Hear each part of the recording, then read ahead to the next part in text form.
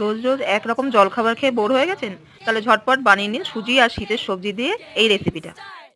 এখানে আমি 1 কাপ সুজি নিয়েছি, 1 কাপ জল দিয়ে 10 মিনিট আমি ভিজিয়ে রাখলাম। তারপরে আরও হাফ কাপ জল দিলাম।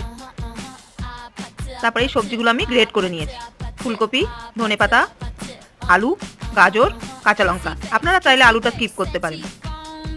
এরপরে সব সবজিগুলো দিয়ে দিলাম। এর মধ্যে আমি হাফ কাপ ময়দা দেবো, আন্দাজ মতো লবণ দেবো। তারপরে এটাকে ভালো করে মিশিয়ে নেবো। মিশিয়ে নেওয়ার পরে 5-7 মিনিট রেখে দিতে হবে। এর মধ্যে যদি ব্যাটারটা বেশি ঘন মনে হয় তাহলে এতে একটু জল মিশিয়ে নিতে পারেন। প্যান গরম করে অল্প তেল দিয়ে তারপরে ব্যাটারটা ছড়িয়ে দিলাম। একটু মোটা করে দিতে হবে। তারপরে ঢাকা দিয়ে রাখলাম 5 মিনিট মতো। তারপর ওপর দিয়ে সাদা তেল দিয়ে আবার 2-3 মিনিট মতন ঢাকা দিয়ে উল্টে পাল্টে ভেজে নিলে রেডি হয়ে গেল আমাদের সবজি দিয়ে সুজির গোলা রুটি। ভিডিওটি ভালো লাগলে আমাদের চ্যানেলটিকে সাবস্ক্রাইব করে দেবেন।